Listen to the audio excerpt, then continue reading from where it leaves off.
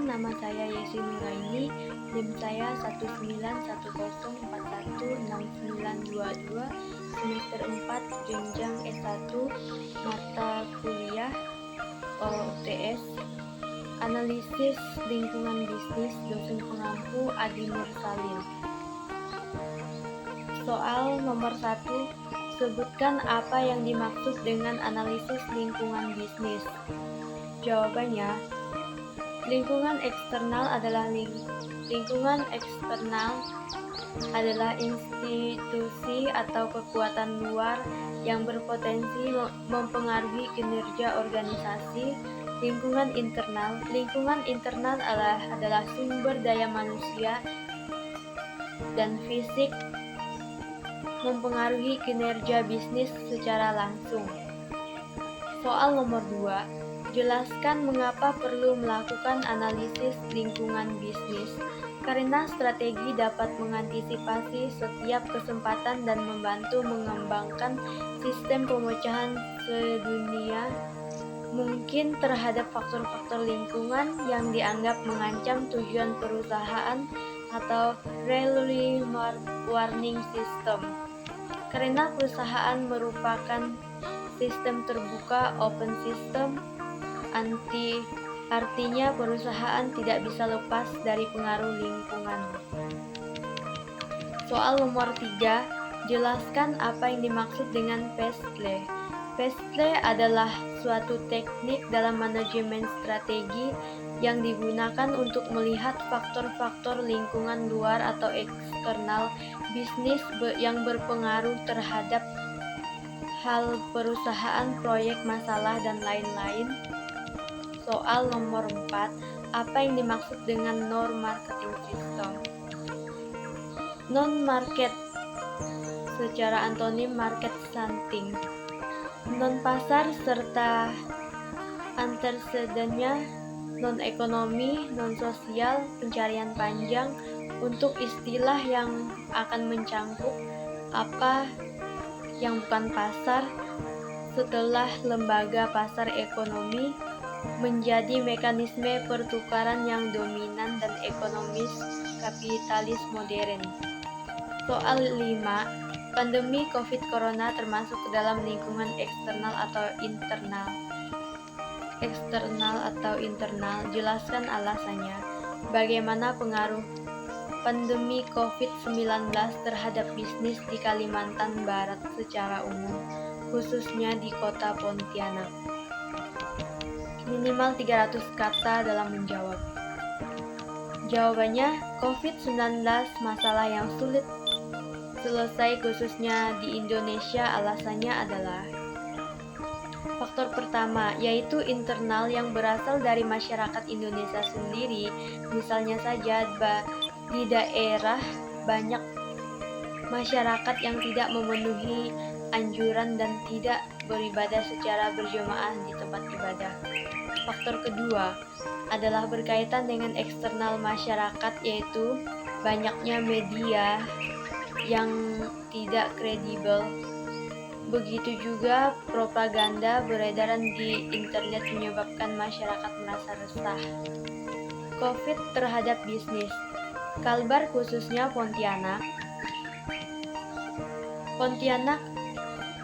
bertajuk Strategi Pemerintah Provinsi Kalimantan Barat menghadapi pandemi COVID-19 dan memulihkan ekonomi, yang disiarkan secara daring dari Ruang Kerja Gubernur Kalimantan Barat hari Jumat tanggal 16 November 2020, direncanakan akan kembali ke Kompas TV Pontianak pada Minggu 18 Oktober 2020 pukul 6 sampai pukul 7 waktu Indonesia Barat. Ketika ditanya mengenai kondisi ekonomi Kalimantan Barat, Gubernur menjelaskan bahwa pemulihan ekonomi di Kalimantan Barat, walaupun kondisi yang sulit di masa pandemi, Gubernur menghimbau masyarakat dapat melakukan proteksi diri dan menerapkan adaptasi kebiasaan baru dengan menggunakan masker. masker, para penjual wajib menggunakan sarung tangan, tetap beraktivitas, bekerja seperti biasa sesuai profesi masing-masing, sehingga ekonomi sedikit demi sedikit akan terbangun. Di akhir teks show, Gubernur Kalimantan Barat berpesan agar seluruh daerah kota sampai desa untuk melakukan anjuran yang masih ada sehingga ada aktivitas atau pekerjaan yang dilakukan secara cepat terrealisasi ancaman pembangunan dan terbangunnya pertumbuhan perekonomian di masyarakat Kalbar. Soal nomor 6. Cobukawe.com menganalisis lingkungan bisnis dan Pestle review isi video tersebut. Jawabannya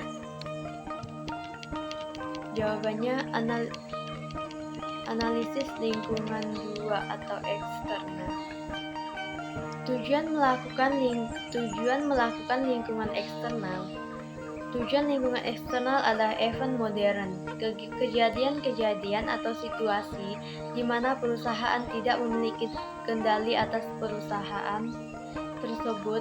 Jadi, melakukan analisis faktor terhadap faktor-faktor non-kontrol terhadap perusahaan dan tidak akan dikendali oleh satu perusahaan saja, yaitu adalah lingkungan eksternal yang akan dianalisis kembali. Apa sih?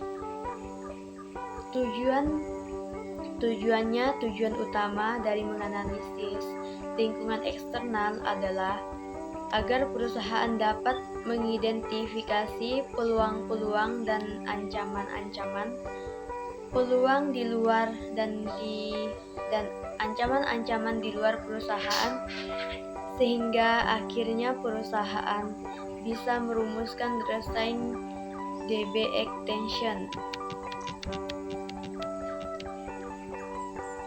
Sekian dan terima kasih.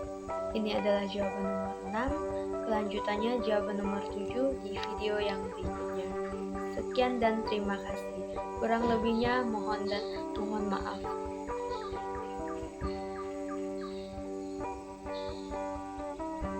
Ini adalah kelanjutan nomor 7 dan ringkasan dari bab 1 dan bab 2 dari buku Analisis Lingkungan Bisnis. Ringkasan bab 1. Bisnis dan lingkungannya. Sebuah bisnis tergantung pada faktor internal dan eksternal tertentu. Faktor-faktor ini diperlakukan sebagaimana mestinya dan badan-badan yang diharapkan beroperasi di bawah seperangkat sistem lingkungan tertentu.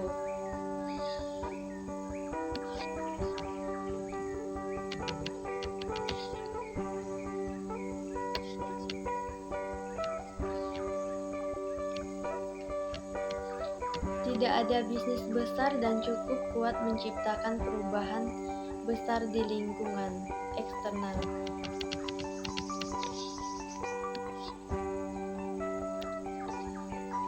Jadi, manajer utama adalah pengadaptasi terhadap perubahan, bukan agen. Pengaruh politik dan hukum. Iklim politik suatu negara merupakan faktor penting lainnya yang dipengaruhi oleh para manajer dan melakukan operasi bisnis sehari-hari. Faktor demografi dan faktor sosial. Faktor sosial, sikap, nilai, etika, dan gaya hidup kita mempengaruhi apa, bagaimana, di mana, dan kapan orang membeli produk atau layanan. Keseimbangan menjadi mudah dan high growth. Dalam industri didorong sangat tenggat waktu dan detail, sulit untuk dibayangkan keseimbangan antara pekerjaan dan hidup sehari-hari untuk karyawan penuh waktu dan staf musiman teknologi. Teknologi adalah penerapan keterampilan dan pengetahuan sains dan teknik untuk memecah masalah produksi dan organisasi. Konsep lingkungan bisnis. Lingkungan bisnis adalah kumpulan kondisi, peristiwa, dan pengaruh yang mengelilingi dan mempengaruhi geofis. Lingkungan bisnis adalah kondisi, peristiwa, dan pengaruh yang mengelilingi dan mempengaruhinya. Faktor-faktor total dipengaruhi bisnis adalah faktor demografis, faktor ekonomi, faktor sosial, faktor teknologi, faktor global, dan faktor-faktor alam. Berikut adalah bentuk-bentuk faktor ekonomi bisnis. Sistem ekonomi, industri, infrastruktur, penghapusan ketidakseimbangan regional, reformasi ekonomi, per kapita dan pendapatan nasional, perencanaan ekonomi, petani, skor keuangan dan fiskal, kontrol harga dan distribusi sumber daya manusia. Lingkungan itu dinamis. Perubahan lingkungan berkaitan dengan sejauh dan mana lingkungan organisasi dan dinamis dan selalu berubah. Lingkungan multidimensi. Lingkungan memiliki karakter multisegi. Secara umum, persepsi pengamatan menentukan bentuk dan karakter lingkungan. Lingkungan itu kompleks. Ini mengacu pada jumlah elemen dan lingkungan organisasi dan pengetahuan organisasi tentang elemen-elemen dan dampaknya. Lingkungan mempengaruhi organisasi. Kekuatan yang membentuk lingkungan berada di luar batas organisasi dan oleh karena itu di luar kendali manajer. Bab 2 ringkasan mengenai lingkungan bisnis. Lingkungan bisnis terdiri dari komponen pasar dan bukan pasar. Lingkungan pasar mencangkup interaksi antara perusahaan, pemasokan, dan pelanggan yang diatur oleh pasar kontrak. Interaksi ini biasanya melibatkan transaksi ekonomi yang dilakukan secara sukarela dan pertukaran properti. Peran manajemen. Perusahaan biasanya menangani masalah non-pasar secara proporsional. Bila terdapat dampak potensi mereka pada kinerja, manajer berada pada posisi terbaik untuk menilai dampak-dampak tersebut dan merumuskan strategi untuk mengatasi masalah tertentu. Manajer juga berpartisipasi dalam mengimplementasikan strategi bukan pasar. Lingkungan pasar dan lingkungan bukan pasar. Aktivitas perusahaan di luar lingkungan dapat menghasilkan masalah dan perubahan non-pasar di lingkungan pasarnya. Perubahan itu dapat mengambil bentuk tindakan pemerintah, seperti undang-undang, peraturan, mengugat monopoli, kebijakan perdagangan internasional. Analisis lingkungan bukan pasar. Isu adalah unit dasar analisis dan fokus tindakan non-pasar. Kepentingan mencakup individu dan kelompok dengan preferensi tentang atau kepentingan masalah. Kepentingan utama adalah perusahaan bioteknologi, bertani, kelompok kepentingan dan aktivitas yang peduli terhadap masalah biologi dan masyarakat. Institusi didefinisikan dengan Douglas North 190 sebagai aturan main dalam masyarakat yang membentuk interaksi manusia. Institusi pemerintah termasuk entitas seperti badan legislatif dan badan pengatur informasi, tindakan dengan risiko terkait produk individu dengan teknologi itu sendiri. Tugas manajemen adalah merumuskan dan menerapkan strategi yang secara efektif agar dapat mengatasi masalah bukan pasar dan mengakui bahwa kepentingan lain juga memilih menerapkan strategi yang mereka buat. Lingkungan bukan pasar. Industri mobil atau otomotif. Bagian ini mengidentifikasikan isu tertentu yang dihadapi industri otomotif dan kemudian mengidentifikasikan institution dan information yang terkait dengan masalah yang dihadapi oleh otomotif. Isu pengurus penghemat bahan bakar 2012-2016 Amerika Serikat. Departemen Transportasi dan Badan Lingkungan mengeluarkan peraturan baru. mengenai penghematan bahan bakar dan emisi gerak untuk modern 2012 dan 2016 dengan standar mobil berukuran kecil lebih tinggi dibandingkan dengan mobil besar. Peraturan Hemat Bahan Bakar 2017 dan 2025 Amerika Serikat dengan standar hemat bahan bakar yang diterapkan hingga 2016 Departemen Transportasi (DOT) dan Pelindung Lingkungan (EPA) mengusulkan standar hemat bahan bakar tahun 2025 dalam kisaran 47 hingga 62 mpg. PSA dan FCA gabungan kekuatan jadi raksasa mobil di dunia 4. Jika digabungkan dari posisi penjualan mobil, keduanya akan cetak angka 8,7 juta per tahun. Cukup untuk menjadikan grup baru itu menggunakan raksasa mobil nomor di dunia setelah Volkswagen, Toyota, dan analisis Revolut NISA. Regulasi bahan bakar atau Uni Eropa mendapat tekanan dari kelompok pemerintah lingkungan. Komisi Eropa mengusulkan standar wajib hemat bahan bakar yaitu 120 gram di tahun 2012.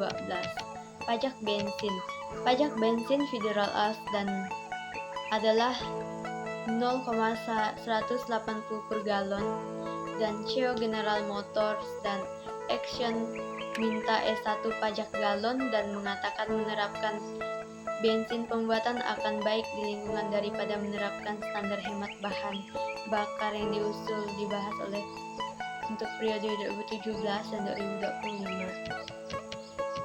Kekuatan lalu lintas. Penjelasan adalah penurunan kematian akibat lalu lintas tersebut dikarenakan oleh terjadi resesi yang parah dan kampanye menentang kemudian dan keadaan mabuk yang dipimpin oleh kaum ibu terhadap pengemudi dalam keadaan mabuk dan LSM lain. Peraturan keselamatan.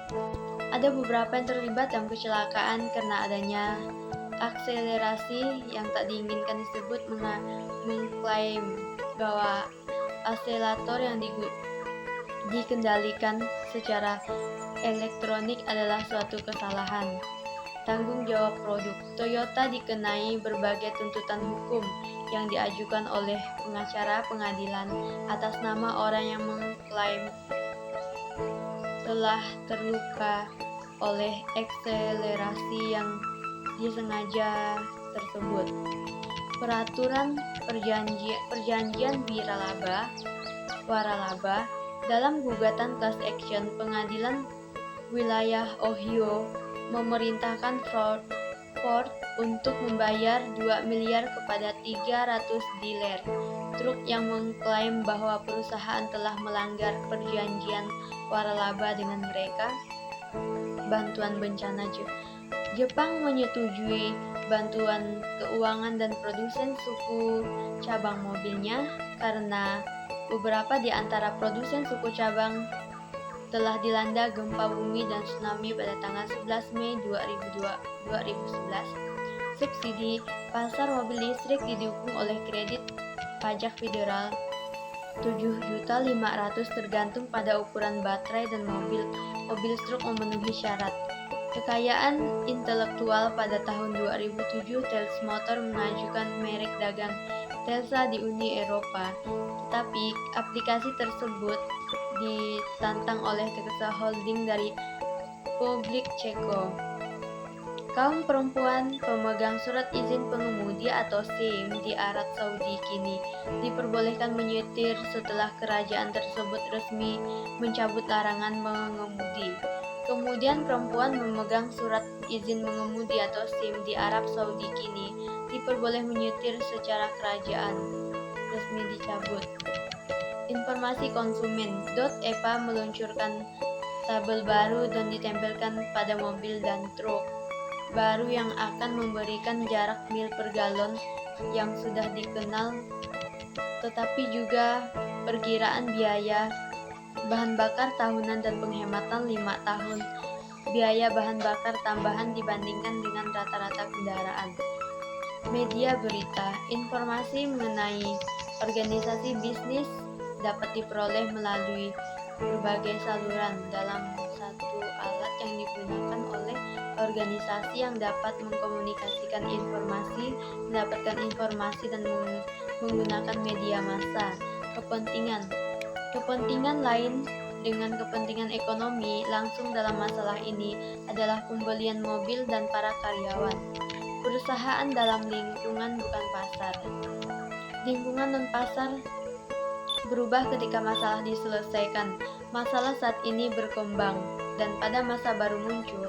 Bagian ini berfokus pada asal mula masalah, kekuatan yang memunculkannya pada masa ilmiah dan kemajuan teknologi, pemahaman baru, perubahan kelembagaan, aktivitas kelompok, kepentingan, masalah moral. Bab 2. Strategi integrasi. Mengantisipasi perubahan dalam lingkungan pasar. Efektivitas perusahaan dan manajer dalam menjalani masalah bukan pasar berpengaruh pada pendekatan mereka terhadap lingkungan bukan pasar. Siklus hidup masalah bukan pasar. Perkembangan masalah bukan pasar dapat dialami istilah siklus hidup. Lingkungan pasar dan bukan pasar. Lingkungan bukan pasar berbeda dengan lingkungan pasar dalam beberapa hal. Pasar adalah sebuah institusi di mana pertukaran ekonomi diatur dan dalam sistem hak milik yang dipengaruhi oleh aturan suara bulat. Analisis bukan pasar dan perumusan strategi. Strategi bukan pasar hasil dari proses manajemen yang mengajukan penghubungan pengetahuan tentang pasar dan lingkungan bukan pasar, informasi tentang isu-isu spesifik dalam kerangka konseptual yang memadukan rumusan dan implementasi strategi. Levi-Strauss Pedoman sumber global. Levi-Strauss, sebuah farma milik pribadi, telah mengintegrasikan nilai-nilai atau keluarga khas dalam kewajiban internal dan mendapatkan reputasi untuk mematuhi prinsip-prinsip etika dan perhatian para pemangku kepentingan. Strategi dan perbatasan. Bartlett dan Horskell mencirikan strategi pasar sebagai multidomestik atau multinasional, internasional, dan global. Sekian dan terima kasih.